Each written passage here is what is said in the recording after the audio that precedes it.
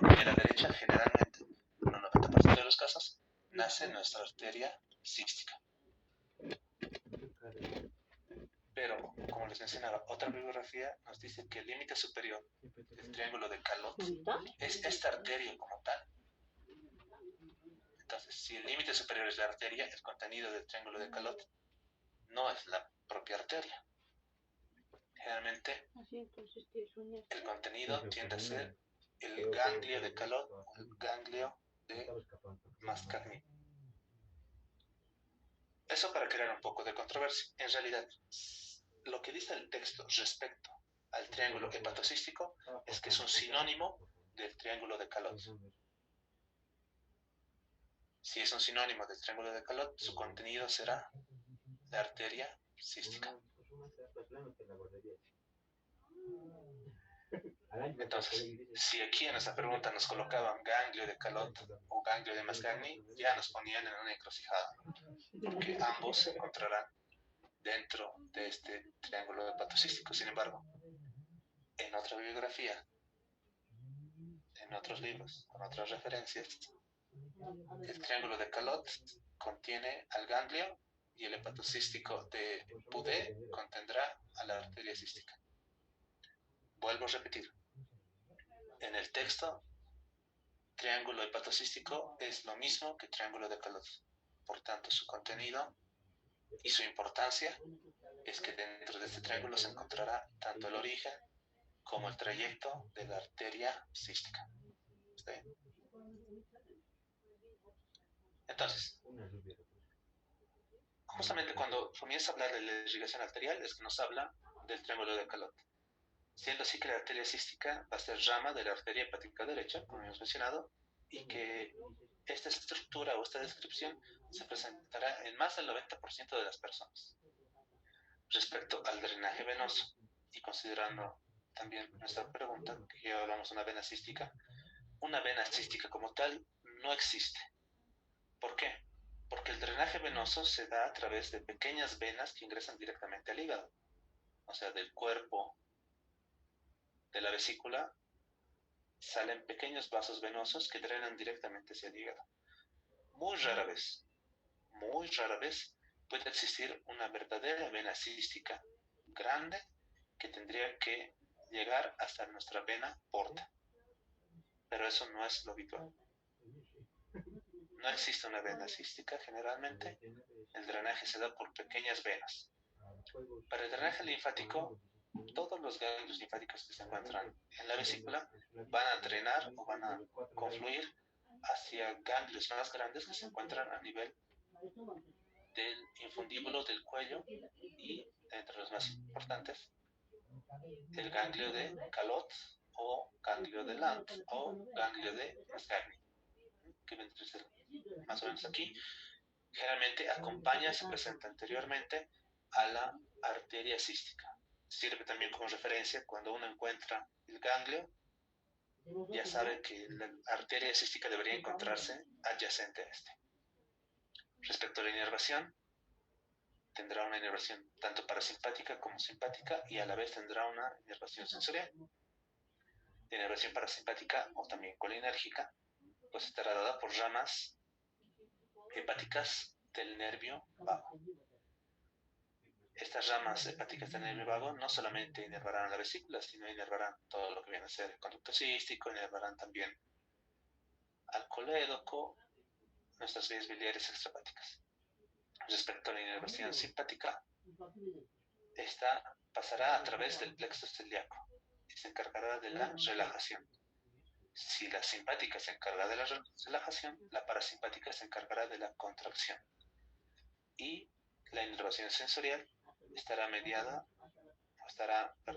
mediando el dolor característico del cólico biliar. También formará parte del plexo celíaco. Y aquí repetimos más o menos para ubicarnos en las estructuras que se encuentran a este nivel. El texto nos muestra esta figura. Y aprovechamos para repetir. Si nosotros queremos trazar nuestro triángulo hepatocístico o el triángulo de Calot que menciona el texto, nuestro límite medial tiene que ser nuestro conducto hepático común. ¿no? Recordamos que el extrahepático comenzará con un derecho, con un izquierdo que confluyen en un conducto hepático común y ahí vamos a trazar nuestra vía medial. Luego vamos a tener nuestra vesícula de la cual nace nuestro conducto cístico y ese va a ser nuestro límite lateral. Y para el triángulo hepatocístico, nuestro borde superior, nuestro límite superior será el borde del lóbulo hepático. Y ese es nuestro triángulo hepatocístico. Y aquí se encuentra nuestra arteria hepática derecha. Su contenido, su importancia es que aquí tiene que encontrarse nuestra arteria cística. Ahora, una vez que se une el conducto cístico con el conducto hepático común, nace el conducto hepático, extrahepático o colédoco. Este conducto colédoco va a presentar 3 porciones que no son de la misma distancia. Lo vamos a ver más adelante. Pero es importante porque tiene que llegar hasta la segunda porción del duodeno. Y cómo llega al duodeno tiene también sus características. Porque en la mayoría de los casos, un 70% de las personas presentarán una unión con el conducto pancreático principal, o de Wirsung. Muy bien, entonces continuamos. La pregunta 3 nos mencionaba, las válvulas espirales de Hister se encuentran en el conducto hepático izquierdo, el conducto hepático común, el conducto cístico, el conducto colédoco en su porción retroperitoneal, el conducto colédoco en su porción pancreática. Y sí, efectivamente, está muy bien. En el conducto cístico se encuentran las de Hester. Me imagino que este comentario sobre la pregunta debe ser sobre la pregunta 2. Entonces vamos a aprovechar para que sea rápido. El contenido del triángulo hepatocístico es, hasta por descarte, ¿no? He tratado de que los incisos no lleven a polémica. No existe vena cística, el conducto cístico forma parte de los límites, no puede ser contenido. De igual forma, el conducto hepático común y la arteria hepática derecha no es lo importante, ¿no? El texto nos menciona que lo importante es que dentro de nuestro triángulo vamos a encontrar a la arteria cística. Y para la disección, para la colecistectomía, la arteria cística es muy importante para identificar. Volviendo a nuestra pregunta 3, mencionar, ¿no? En el conducto cístico se encontrarán las válvulas espirales de Hester, pero no en todo el conducto cístico.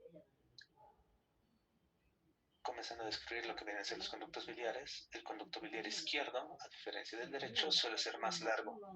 Como es más largo, es más propenso a que pueda sufrir obstrucción y posterior dilatación.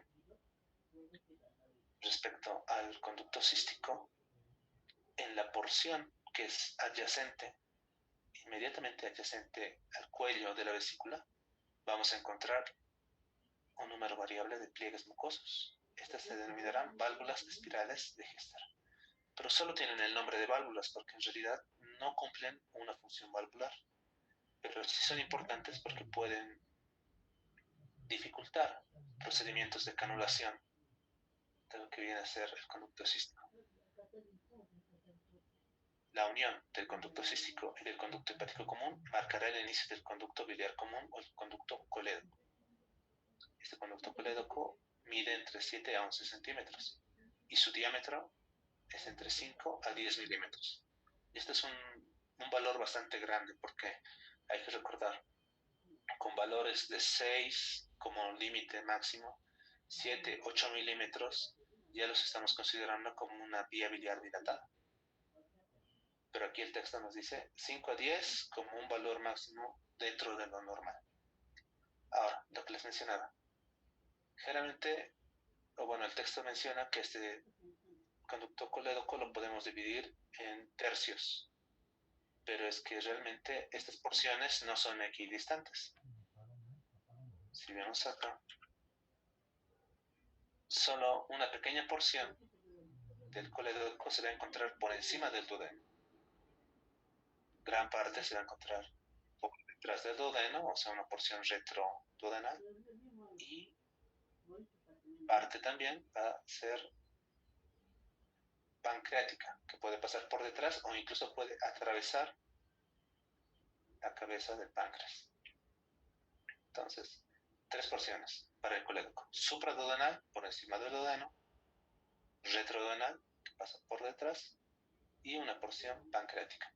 ¿Por qué es importante esto? Cuando, por ejemplo, mediante una ecografía se intenta ver la presencia de algún cálculo o buscar la presencia de algún cálculo en el colédoco, la ecografía nos va a permitir ver muy bien la porción supraduodenal, pero no así la retroduodenal y pocas veces la pancreática. Entonces, la ecografía, las porciones retroduodenal y pancreática no las puede valorar de forma correcta. Ahora es necesario recalcar que lo que viene a ser la anatomía que se describe va a presentar muchas anomalías. Respecto a lo que viene a ser el conducto cístico, vamos a tener diferentes presentaciones, diferentes anomalías, comenzando con una presentación o una unión más baja de lo normal con el conducto hepático común, un conducto cístico que puede encontrarse adherido al hepático común. Si aquí hay una unión baja, puede existir una unión alta, puede unirse en lugar del hepático común al hepático derecho. Puede ser lo suficientemente largo para unirse o formar el colédoco ya en su porción retroduodenal. O el cuello puede encontrarse tan cerca del colédoco, o perdón, en este caso del hepático común, que prácticamente no existiría un conducto cístico. Ahora, ¿por qué es importante todo esto? Porque si uno se encuentra trabajando en la disección y no logra hacer una disección fina de esta parte, por ejemplo, a este nivel, si nosotros trabajamos de acá, podemos llegar a pensar que este conducto es nuestro cístico y lo podemos clipar y cortar. Y ya se imaginarán el tipo de avería que estamos realizando. Entonces, justamente el texto nos presenta estas anomalías porque las anomalías anatómicas van a tener su importancia al momento de realizar la disección y al momento de tomar la decisión de qué estructuras vamos a seccionar para realizar la colecistectomía. Ya cuando el conducto colédoco se une a la segunda porción del duodeno, lo hace mediante la ampolla de Vater y el esfínter de Oddi. Nos mencionan, ¿no? La unión del conducto biliar común y del conducto pancreático principal va a seguir una de tres configuraciones diferentes. O sea, también va a tener como tres posibilidades. No va a ser igual para todos. El más frecuente, en 70% de las personas, se unirá fuera de la pared duodenal.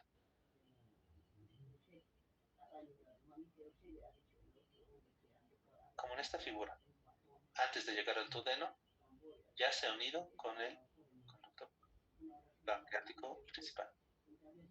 Un 20% se unirán dentro de la pared. Acá, como en esta figura, ¿no? Está ingresando y conforme va ingresando se va uniendo. Y un 10% no se unirá. El pancreático tendrá su propio ingreso y el conducto colédoco tendrá su propio ingreso. Lo importante es que para el conducto colédoco y su unión con el conducto pancreático, dentro de la ampolla de Vater, vamos a tener presente el esfínter de Oddi. Y este esfínter de Oddi es una capa gruesa de músculo liso, circular, que va a envolver este conducto común dentro de la pared del duodeno, pero también va a llegar a envolver al conducto colédoco y al conducto pancreático dependiendo de su longitud dentro de la pared del duodeno. La importancia justamente de este esfínter de Oddi es que va a controlar el flujo de la bilis, porque va o mantenerse cerrado o va a relajarse para permitir el vaciamiento de la bilis. Pero no solo de la bilis, como también compromete el conducto pancreático, pues va a regular el flujo del jugo pancreático en el duodeno. Volviendo a mencionar las anomalías, el texto nos dice: la descripción clásica del árbol biliar extrahepático y de sus arterias solamente va a estar presente en 1/3 de las personas. Los otros 2/3 presentarán anomalías. Respecto a las anomalías de la vesícula biliar, nos dice: existirán posiciones anormales. Puede ser intrahepática, puede ser muy rudimentaria, puede presentar formas anómalas, puede presentar duplicaciones. El gráfico que nos muestra el texto es una vesícula que, miren, no se encuentra en la fosa del hígado, en la cara inferior del hígado, sino que se encuentra libre sobre el mesenterio, pero tendrá entonces un pedículo como una mesobesícula bastante larga. No es muy frecuente, pero puede presentarse. Tanto así que también puede existir una ausencia congénita de vesícula. El texto nos dice que es muy rara, una incidencia de 0,03. Y en el caso que uno encontrara o ingresara a una laparotomía y no encontrara la vesícula, hay que hacer estudios de imagen para descartar que no estemos hablando de una vesícula intrahepática, que puede estar incrustada, puede estar enterrada en el parénquima hepático y que no se puede ver. Pero así como hay ausencia, también puede haber duplicación. Esta duplicación tiene una incidencia de 1 de cada 4.000 personas. Esta no es una figura del texto, pero sí nos puede mostrar los diferentes grados de duplicación. Desde una vesícula que está lobulada, bilobulada, a una vesícula duplicada, pero cuyos conductos se unen en un cístico común, por decirlo así, para formar un colédoco, o también una duplicación en la cual cada una de las vesículas va a tener su propio cístico. Incluso uno puede estar al otro lado. Y también existe el caso de que tengamos una vesícula en el lado izquierdo. Pero esas son situaciones bastante extrañas. Respecto a las anomalías de los conductos biliares, pues pueden existir, por ejemplo, un conducto hepático derecho auxiliar en un 5% de los casos. Pero también pueden existir conductos biliares pequeños, adicionales, que reciben el nombre de conductos de Luschka, que estos nacen de la fosita del hígado y van a drenar directamente al cuerpo de la vesícula. Entonces, al momento que uno realiza una colecistectomía, esos conductos van a quedar abiertos y van a permitir la salida de bilis, y uno puede terminar la cirugía, pero la producción constante de bilis va a hacer que se acumule en esa fosa la bilis, con lo que nosotros conocemos un bilioma. Entonces, existen estos conductos, hay que tomarlos en cuenta. Al momento siempre que se realiza una colecistectomía y al momento que se revisa el lecho cruento que queda, si existe fuga de bilis y nosotros realizamos tal vez una colangiografía intraoperatoria para ver la anatomía verdadera, tal vez podríamos encontrar los conductos de Luschka, pero si encontramos que está fugando, es un conducto aberrante, que se le llaman, ¿no?, conductos auxiliares, conductos de Luschka. Respecto a las anomalías de la arteria hepática y también de la arteria cística, son muy frecuentes. 50% de las personas tienen anomalías en la presentación. Y el texto nos presenta esa figura en la cual se ven las variaciones más comunes. La más normal es justamente esta. O la descripción normal es que nuestra arteria cística nazca de la arteria hepática derecha. El texto lo menciona, más del 90%, 90%, y aquí en la figura nos dice el 80-90% de las personas. Pero también podemos tener una arteria hepática derecha que no nace de una hepática común, que puede estar originándose más abajo en la mesentérica superior, a esta arteria más larga y que no nace de una rama del tronco celíaco, recibirá el nombre de accesoria o arteria hepática reemplazada. arteria hepática derecha reemplazada. También esta figura nos dice podemos tener dos arterias císticas, generalmente una anterior y otra posterior. Que lo normal sería que nuestra arteria cística se divide en una rama anterior y una rama posterior, pero como podemos ver aquí otra anomalía, la posterior nace de forma individual.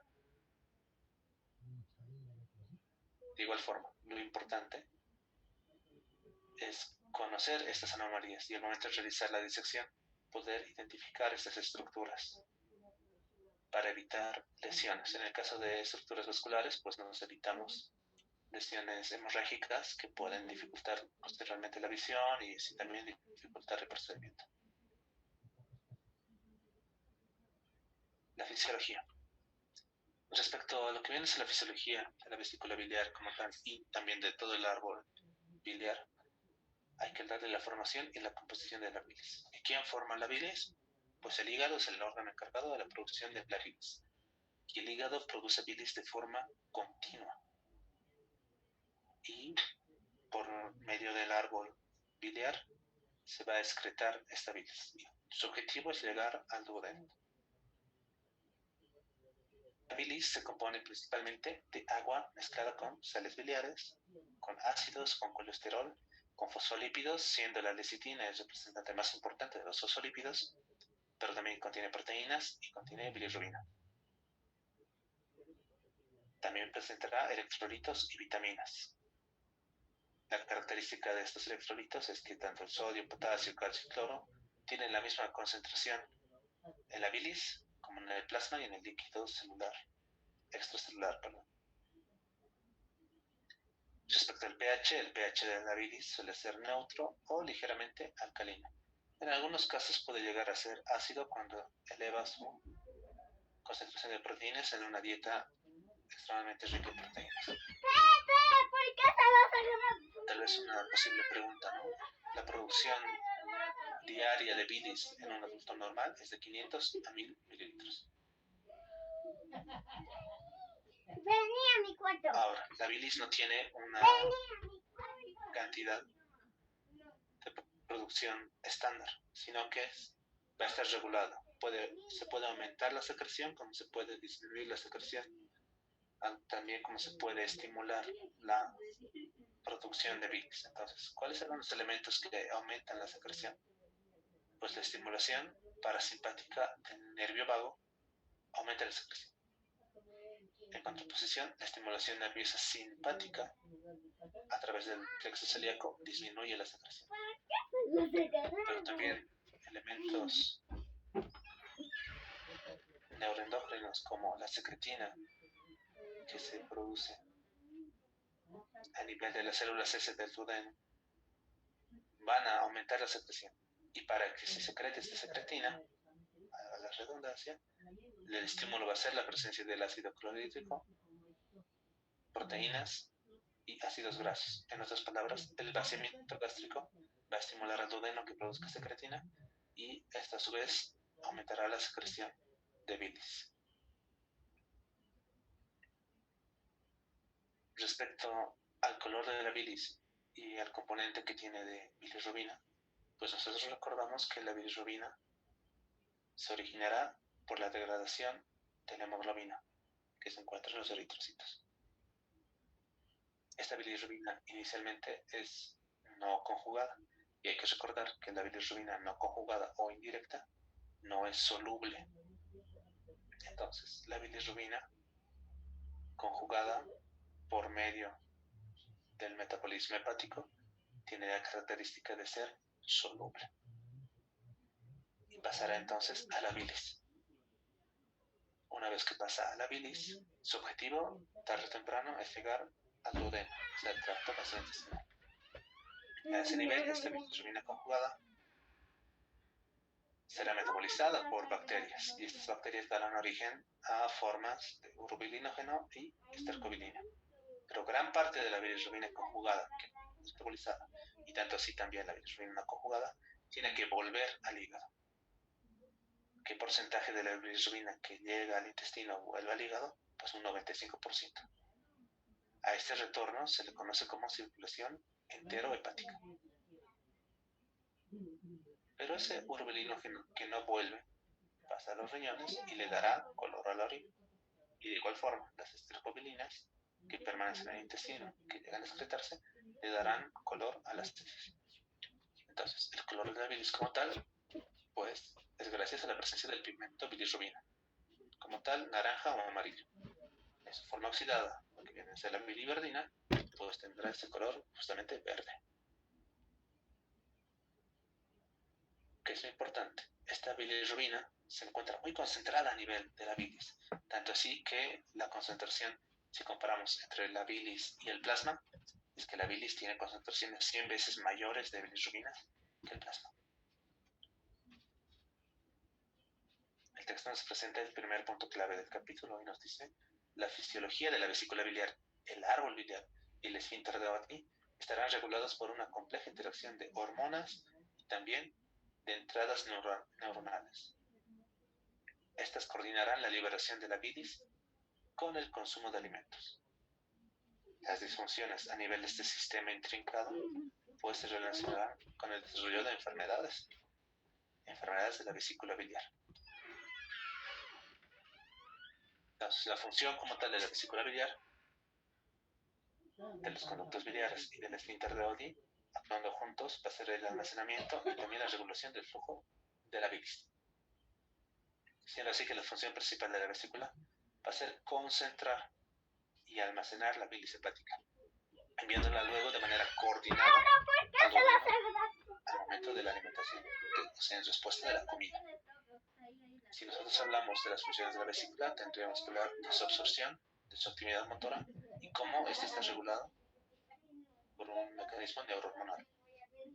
Respecto a la absorción y la secreción, pues cuando uno se encuentra en ayuno, que es lo normal, porque nosotros no nos encontramos comiendo las 24 horas, pero sí, el hígado produce bilis las 24 horas, es que casi un 80% de la bilis se va a llegar a almacenar en la vesícula. Pero habíamos dicho que la capacidad de la vesícula en lo normal es que llega hasta unos 50 mililitros.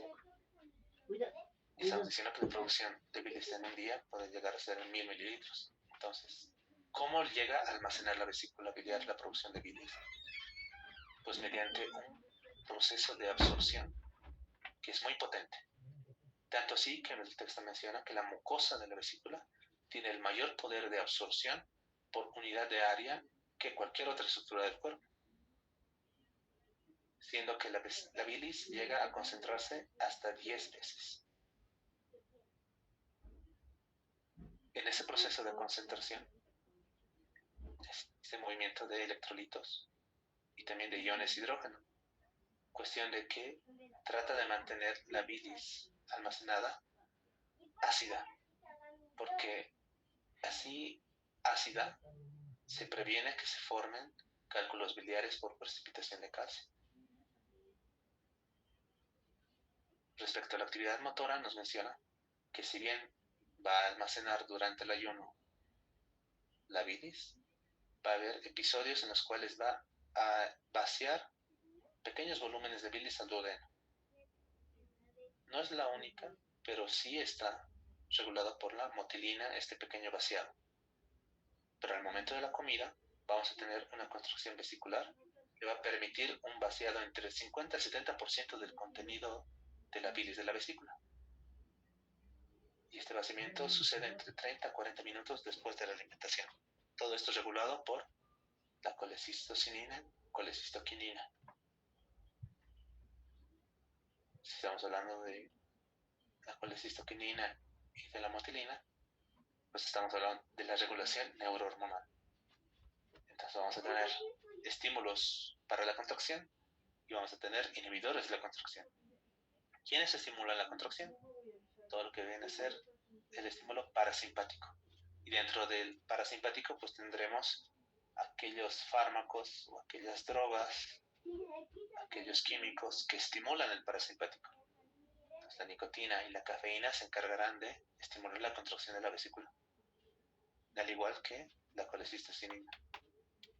Y respecto a quienes inhiben la contracción, pues la inervación simpática y el estímulo de la atropina.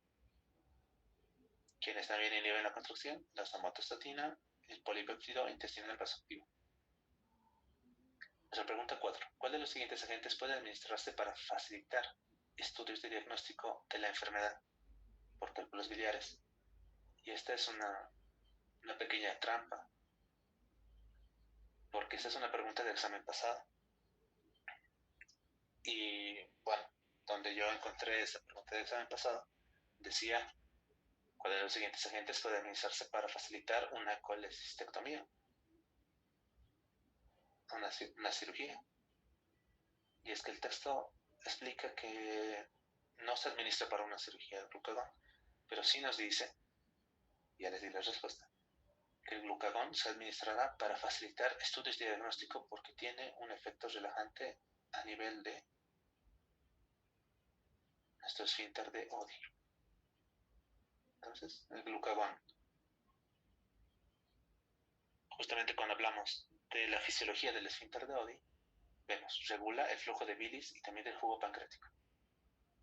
Al encontrarse cerrado, pues evitará también la regurgitación de los contenidos duodenales. Tiene una longitud de 4 a 6 milímetros, que es la longitud también de la ampolla de Vater, ¿no? Todo se encuentra dentro de la ampolla de Vater. Su presión basal en reposo es de 13 milímetros de mercurio, por encima de la presión duodenal. Entonces, por esa razón no permite el reflujo. La relajación será dada por la colecistocinina, por el glucagón y la secretinina. Y esta es la respuesta a esa pregunta, y es lo que dice textual el texto. La administración farmacológica de ciertas hormonas gastrointestinales como el glucagón puede disminuir temporalmente la presión basal del esfínter de Oddi y así facilitar estudios diagnósticos. Aquí se puede ver más detalladamente la anatomía, ¿no? Como está compuesta por una capa muscular circular que envuelve al conducto biliar, al conducto pancreático. Ya casi terminando la parte introductoria, la parte que debería representar al capítulo de abdomen agudo, vesícula biliar y sistema biliar extrahepático, vamos a tener los estudios diagnósticos. Y también tenemos la pregunta de examen pasado, que nos dice, el mejor procedimiento inicial para definir la causa de ictericia obstructiva en un varón de 75 años de edad es, y nos dice, colangiopancreatografía endoscópica retrógrada, nuestro ESP, una colangiografía transhepática percutánea, la PTC, ecografía, la tomografía por computadora y laboratorio de bilirrubina y fosfatasa alcalina. Y bueno, como suele pasar con algunas preguntas de exámenes pasados, textualmente en el texto no hay un párrafo que diga el mejor procedimiento inicial para definir la causa de ictericia obstructiva es la ecografía. Esa es la respuesta. Pero sí en el texto encontramos que al hablar de ecografía transabdominal nos dice, es la investigación inicial cuando se sospecha que un paciente puede tener una enfermedad del árbol biliar. Cuando habla de enfermedad del árbol biliar, pues está hablando desde una colelitiasis hasta una colangitis. Entonces tiene muchas ventajas. No es invasiva, es indolora, que puede tener o que puede estimular la sensibilidad en algunos casos que vamos a ver más adelante, puede ser, pero en general es un procedimiento indoloro. No expone a radiación al paciente,